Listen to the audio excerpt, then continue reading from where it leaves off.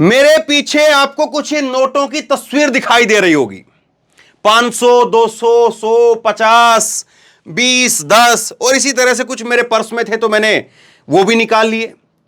ये 500 का नोट है, 200 है, 100 है, 50 है, 20 है, 10 है। ये इसी तरह से कुछ नोट हैं। 2000 का नोट तो मोदी ने बंद कर दिया। अब एक बहस जो खड़ी हो रही है कि इंडिया नाम रहे या जो है वो भारत नाम रहे।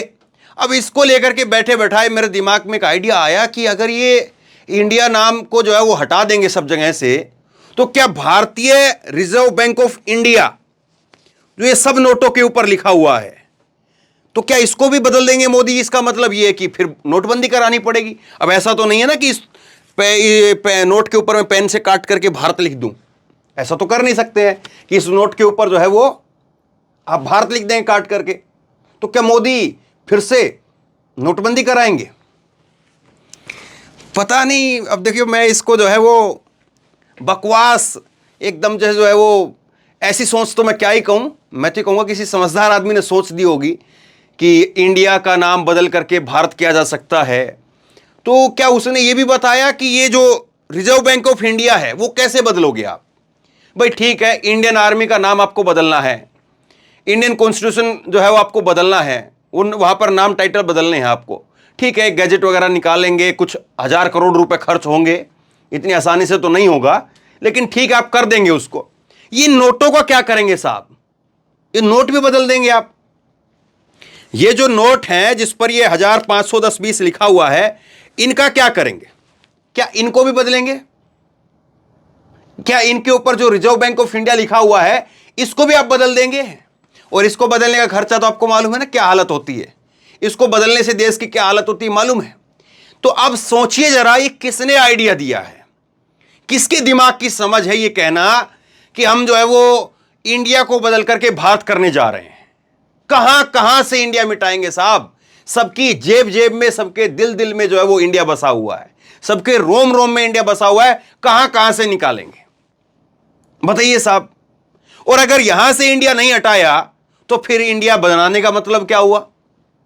क्या फिर आप यह करने जा रहे हैं कि इंडिया है और भारत भी है? तो फिर यह बहस किस नाम की है? क्योंकि अभी भी इंडिया और भारत बराबर चलता है। ये जबरदस्ती की जो है वो निकाल करके चीजें लेकर के आना, बगैर सिर पैर की बातें निकाल करके लेकर के आना, क्या कोई मतलब भी है इन बातों का? और आपने सोचा भी इसका देश पर क्या असर पड़ेगा, देश पर क्या बोझ पड़ेगा? आप तो बस ये ठीक है बदल दीजिए, बदल दीजिए, नोट है तो बदल दीजिए, शहर के नाम है तो बदल दीजिए, और कुछ है तो बदल दीजिए, लेकिन भुगतता कौन है? परेशानी किसको होती है? आम आदमी को। आम आदमी भुगतता है, आम आदमी को दिक्कत होती है, तकलीफ होती है। और अगर ये फिर हुआ नोटबंदी, तो फिर तो मान करके चलिए कि साहब भूल जाइए आप सब कुछ।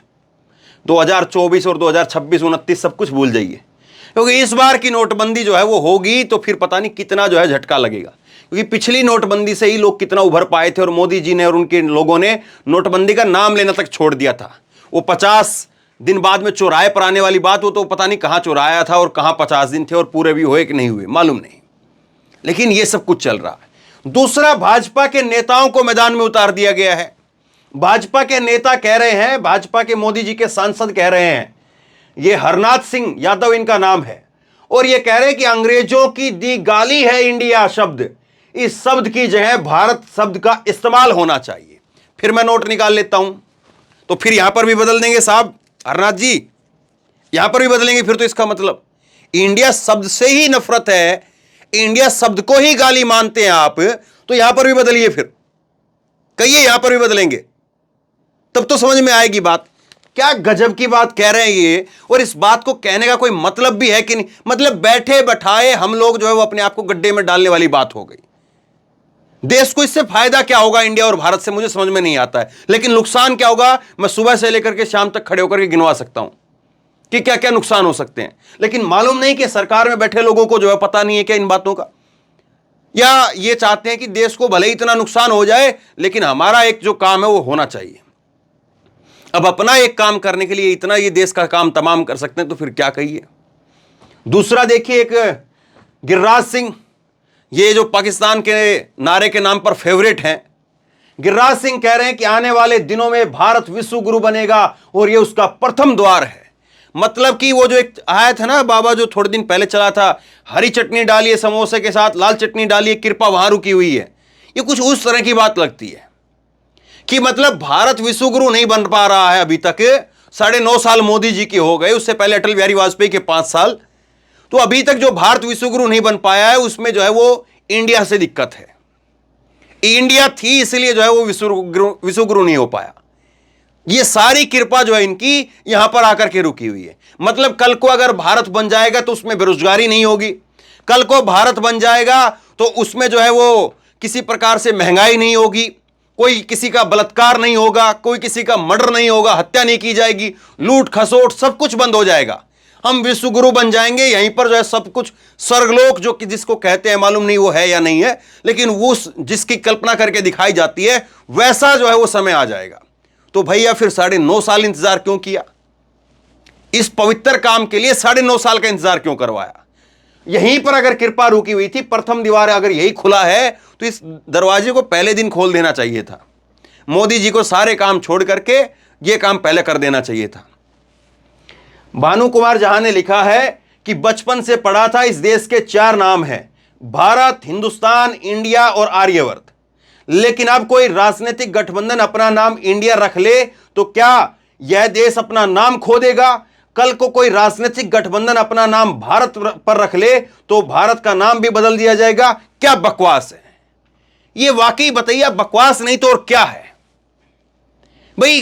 कल को जो है वो अगर 5-10 साल, जैसे आज कांग्रेस बीजेपी जो है वो मजबूती के साथ सरकार में है, नरेंद्र मोदी की जो है वो प्रचंड बहुमत के साथ सरकार बनी, अगर कल को ऐसी राहुल गांधी की प्रचंड बहुमत के साथ सरकार बनती है, डबल सरकार हो जाती है, डबल इंजन की सरकारें बन जाती है मोदी की तरह से, और कल को फिर बीजेपी को सत्ता में आना होता है और बीजेपी एक बड़ा गठबंधन बनाए और उसका नाम भारत रख दे, तो फिर कल जो है कांग्रेस भारत का नाम बदल करके कुछ और कर दे।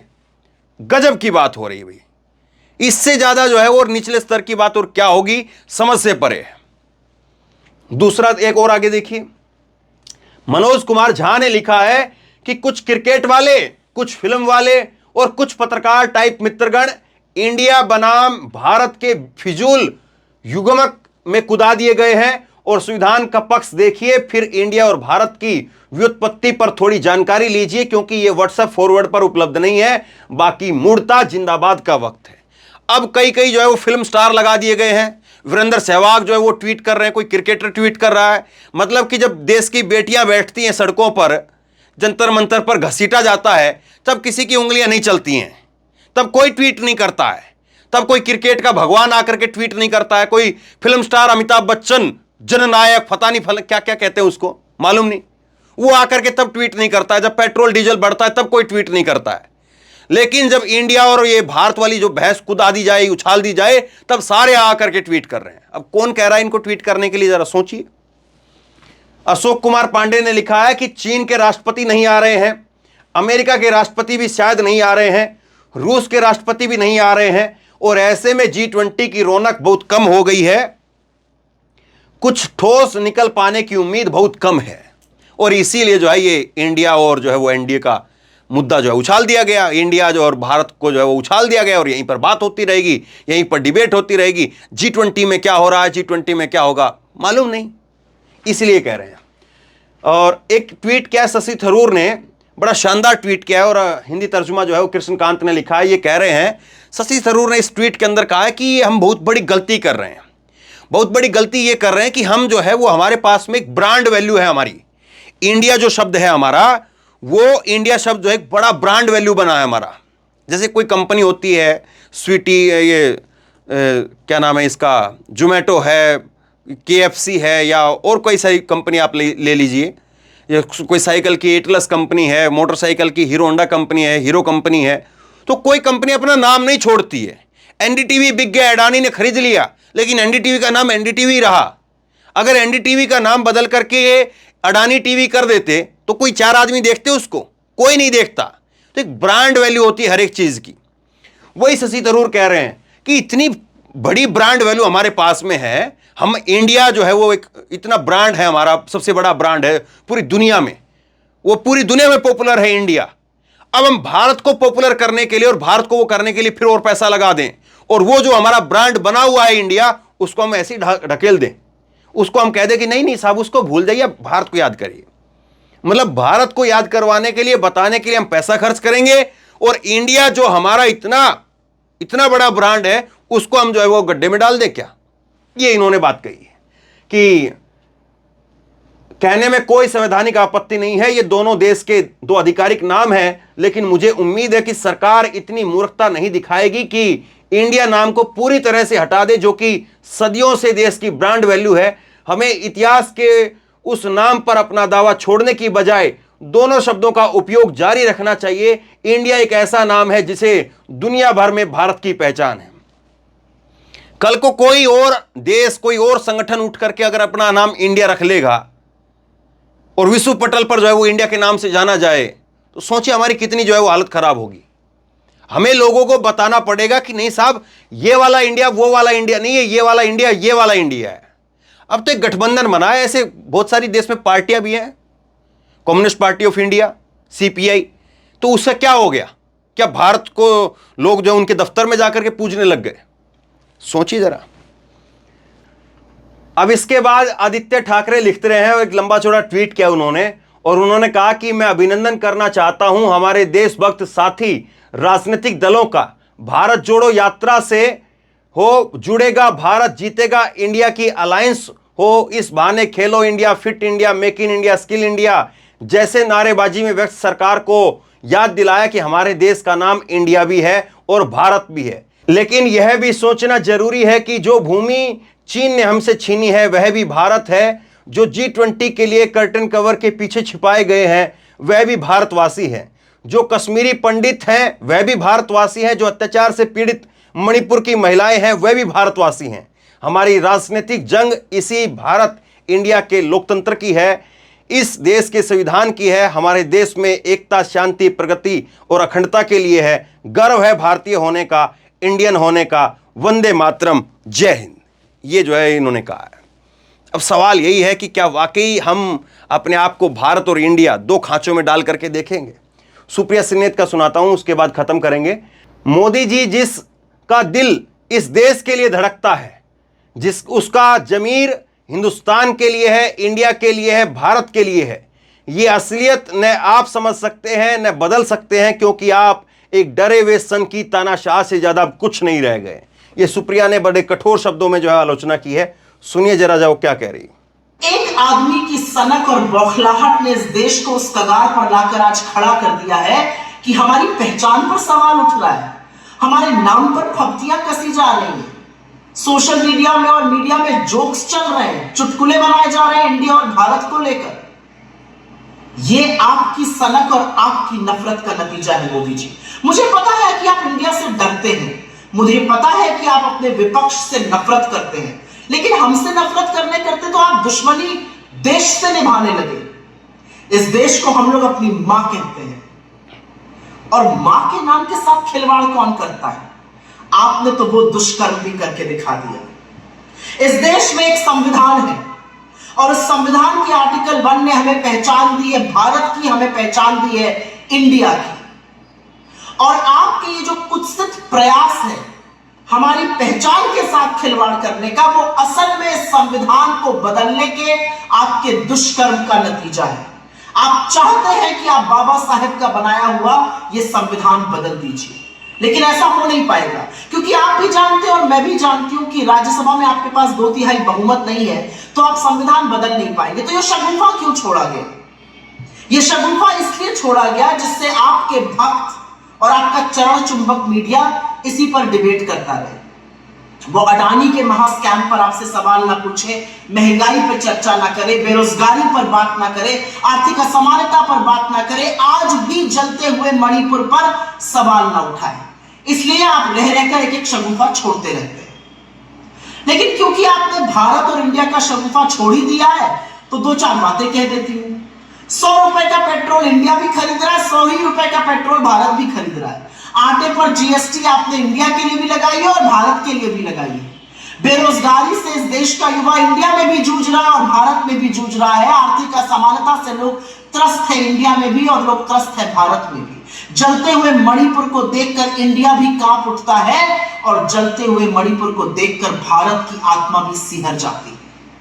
और अडानी के आपके नाक के नीचे पनपते हुए महाघोटाले पर इंडिया भी सवाल उठाता है और भारत भी आपसे जवाब चाहता है।